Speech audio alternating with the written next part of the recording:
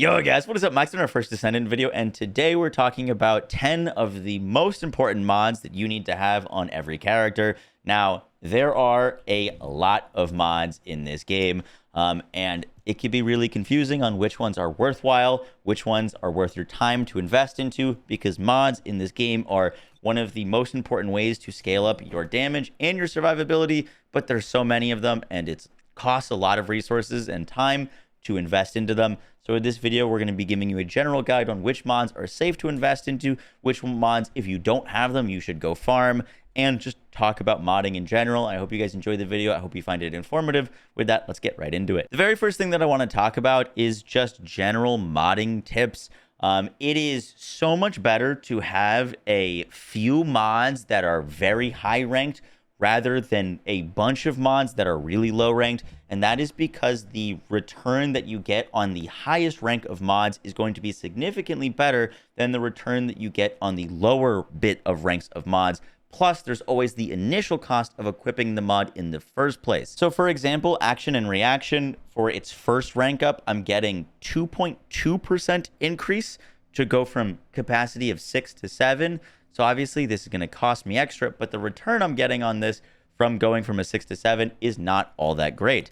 However, if we go all the way up the ranks and we go to 16, from 15 to 16, I'm going from 53 to 61. So now I'm getting a 8% increase, where at the very start of ranking up the mod, I was only getting a 2% increase. And that's why you really want to rank up your mods and get them to the upper values, because your return on getting those upper things are only going to cost 1 extra. Obviously, they're more expensive to upgrade, but it's only going to cost you 1 extra, but you're getting a significantly larger return on your mod capacity to the actual output of the mod. So that is why it's so much better to run a few mods that are really high rank than a bunch of mods that are really low rank. Obviously, when you're starting out, you're going to be really low on Kuiper and gold and resources, so then you're just trying to fill up the weapons. But once you start investing into a mod, I recommend trying to invest in a few mods rather than investing in a bunch of mods. And the next thing when it comes to investing into the mods is do not be afraid to invest into blues. Blues, a lot of the times, are fantastic to get you going, and sometimes they are the best in slot mods. There are so many blues that are just so good. Mods like Nimble Fingers, mods like Increased HP that are just going to be universally good on your characters. And the reason that all of these things are really good is because your mods that are blue are going to have a normal skill tag on them, or a normal mod tag. What a normal mod tag means is that it doesn't interfere with your specialized mod tags. Your specialized mod tags are going to be your purples. So for example, on this bunny build, I have a increased HP. This is a normal HP increase. I also have HP amplification, which gives me increased HP, but you can see its little tag says HP. If I look up another HP mod, you can find things like, for example, Battle of Stamina. Battle of Stamina is also an HP tag, so I can put on Battle of Stamina, I can put on HP amplification, but I can't put them both on. They're in the same group. I can't take off increased HP and then put on Battle of the Stamina. So the way that a lot of this works is when you really want to focus on a stat, you can go for a blue mod and get your base stat going, and then you get a purple mod to emphasize that. So your blue mods are a lot of the times are your base of your build, and your purple mods are going to expand on top of that. So blue mods are fantastic to invest into. Just because they're blue does not mean that they are worse than any of the purple mods. So now we're going to talk about some of the best mods in the game that you can invest into on any character and any setup. I'm going to probably have a second video that's just talking about the best Transcendent modules, but that is a different video. But to start us off, one of my favorite modules in the entire game is mid-air maneuvering. This is a sub-module slot, meaning that you can either put a grapple mod slot or something like the dual claws, tonfas, short sword, shock punch, kicking. All of these, when you put them into your character, are going to increase your module capacity. I like mid-air maneuvering because it changes the way that I'm able to get my character around the map, mainly that I don't need to grapple to specific points. For example, one of the things that kills a lot of players when they're playing through the game is Dead Bride's ice attack. Dead Bride does this big snow globe, and you need to get out of it. If you don't have something to grapple to in your immediate vicinity, you can take a lot of ticks of it. If you're using midair maneuvering, as soon as she casts it, boom, you're out of there. It is just really nice quality of life.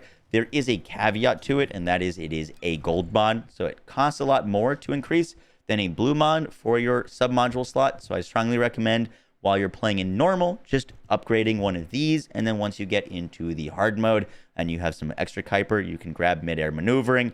Long distance maneuvering is also fantastic for boss fights. The bosses have a mechanic where if you break their weak points, you can grapple onto them. And then kind of put them into a down state. Long distance maneuvering allows you to get that grapple while you're far away from them rather than having to be like point blank. So long distance is also really nice, but for all around general play, I think mid-air maneuvering is definitely the move. To farm mid-air maneuvering, you have a lot of options and a bunch of different missions with low drop chances. I personally would recommend farming it from the large nuclear reactor mission monsters. The large nuclear reactor is one of the best KP farms in the game, Kuiper farms. It's also really good XP. You can just do this passively, and the monsters in the mission will have a passive chance to drop mid-air maneuvering. So that is where I recommend farming this. And it also has a chance to drop action and reaction, which is another mod that we're actually going to be talking about. So you've got two fantastic mods that you can farm from for one spot. Our next mod is HP Collector. Now, this mod reads that whenever you defeat an enemy, you instantly recover 9% of your max HP. When you first pick this up, it's an 11-second cooldown. If you max this mod, it goes down to a 2-second cooldown, where every 2 seconds while you kill an enemy, you get 9% of your HP. This is the best sustain mod in the game.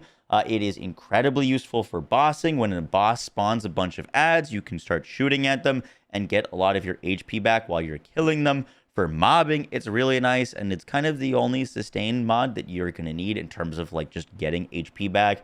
Obviously, when you're killing mobs, they do drop HP sometimes, so that's really nice. But if you're looking for extra sustain on characters like Glay, for example, this is just a must-have mod. Bunny can use it with her Bionic Fuel mod as well. And if you're looking to farm HP Collector, the farm that I recommend is doing the Frontline Base mission in Vespers in the Lumber Yard. This is a 5% drop chance, but the mission takes like 2 minutes, and I did this mission about 10 times and was able to get my HP Collector. Our next mod is MP Collector. This is one of the best mods when it comes to sustaining your mana. There's a lot of characters in this game that just want to spam their abilities, such as Freyna loves spamming her abilities. Bunny, this helps with running and sprinting and using your 3. Blair, this will help with keeping up all of your burn. Valby, you'll help with keeping everything covered in water. You get the point. This, for sustain for ability casters, is absolutely fantastic. The best place to farm MP Collector is going to be the White Knight Gulch border of the Line of Truth. This mission is deceptively has a deceptive long playtime. It's apparently able to be completed in about 2 minutes with a 5% drop chance. Everything else is not going to be quite as good. I personally farmed my MP Collector from hard mode Devour. That is where I got mine. It only took me 4 tries, but obviously if you do not have the ability to kill Devour on hard mode or struggle with that fight, then I'd probably recommend farming this border Line of Truth mission in the White Knight Gulch. Our next mod, and I think you're going to start seeing this in a lot more builds just because it is so crazy for not that much cost, is MP Conversion.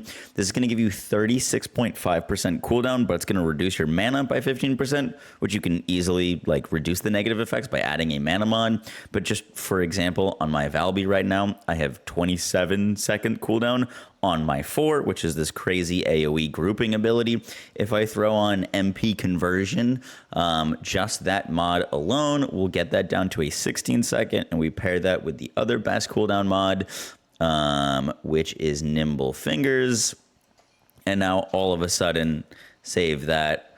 All of a sudden, we have a 9-second cooldown on Valby's ultimate, which is just a massive AoE spam ability. I really think that these two combo particularly well together. But MP conversion is the highest cooldown mod that you can get, and it's just kind of ridiculous what you can do for ability-based Descendants with it, so that's why we're recommending it. You can farm MP conversion from the Derelict Covert Vulgus Strategic Outpost at a 30% drop chance. Our next mod is Time Distribution. This mod is really cool because it gives you cooldown plus more max HP. If you couldn't tell from this video, I love HP. HP is one of my favorite ways to stay alive on most Descendants, and this is going to be a control slot where not only is it going to give you another source of HP, but it also gives you cooldown, which is fantastic. So you can use like Time Distribution plus Battle of Stamina and HP mods and cooldown mods, which give you just a ton of survivability and the ability to use your skills more often.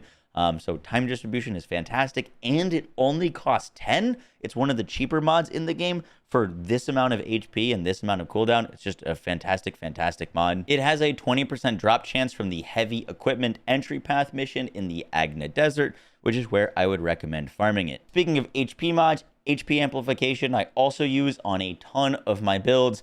This reduces your max shield, but it increases your max HP. I get asked a lot why I don't like shields, and that is simply because your shields aren't going to be recharging if you're constantly taking damage. The way I like to play the game is I like to get into bosses' faces and just DPS them as much as possible and build tanky. If I'm constantly able to deal damage on bosses, my damage in the fight increases, and I'm able to kill bosses faster. When you're building for shield, the ads that you're killing around the boss don't drop things that recover your shield instantly. And while your shield is affected by DR, in order to recover it, you need to hide. And I like playing super aggressive, and so I don't value shield at all, except for on Enzo and Kyle. So for most Descendants, HP Amplification is fantastic for me because I, once again, don't care about the shield, but I do care, and I really value HP. And HP Amplification gives you a ton. I think it's around 200 when it's fully maxed. So love this mod for any sort of tanky HP setup. To farm this, you can go to the Fortress, go to the Frozen Valley Vulgus Strategic Outpost on the bottom left side of the map. And their HP Amplification is a 27.5% chance to drop. Our next mod is Action and Reaction. I use this on just about every weapon in the game. This is one of my favorite mods. It gives you a ridiculous amount of percentage increase to your base damage, your firearm attack, by adding 20% increased recoil. The recoil, to me, isn't noticeable. If you're on controller, you maybe see affecting that recoil a little bit more. Let me know down below, but I personally just put this on basically every one of my weapons. You can stack this with rifle reinforcement for a 93% increased damage on your weapons, which is a great base damage increase to start building crit and weak point for your multipliers. It's just never not good, in my opinion. If you want to go get Action and Reaction, the farm that I mentioned earlier, actually, in Starlands is a pretty great one for it. It's a 30% drop chance for the large nuclear reactor, and you can get midair maneuvering from this, so this is where I would farm that. Our next mod is Mental Focus. This stacks up to 150% increased damage as you are firing your weapon. Right now, the Tamer LMG is one of the strongest options in the game for boss DPS, and this just bolsters that DPS so much. You can build more mag size, you can use Glay, and just get some crazy percentage increases out of this. It is less than 10% fire rate, but it's very easy to counteract that by building more fire rate. So for just raw damage on one of the strongest weapons in the game, Mental Focus is kind of fantastic. Just note that if you do swap your weapon or reload, you're going to lose this bonus. So if you are using the Tamer with this, you're going to want to build a little bit tanky, because while you're using the Tamer, you're going to be moving a lot slower. And when you're slower, you're going to be taking more damage. So if you wanted to like swap your weapon to something else, you're going to lose this bonus. So ideally, you're building a little bit more tanky so you can just kind of sit this out and just fire. It doesn't remove itself if you stop firing. It's only if you reload or change your firearm.